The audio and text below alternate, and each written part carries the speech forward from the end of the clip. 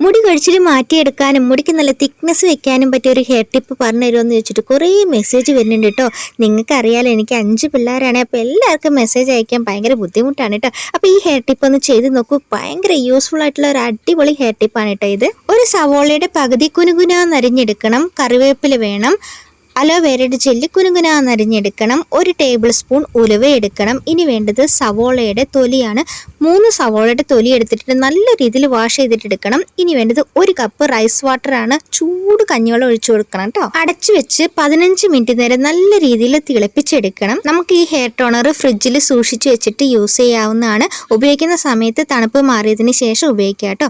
അപ്പം നമുക്കിതൊന്ന് അരിച്ചെടുക്കാം. അതിനുശേഷം കോട്ടണിൽ ഡിപ്പ് ചെയ്തിട്ടോ സ്പ്രേ ബോട്ടിൽ യൂസ് ചെയ്തിട്ടോ നമുക്കിത് സ്കാൽപ്പിൽ നല്ല രീതിയിൽ അപ്ലൈ ചെയ്ത് കൊടുക്കണം.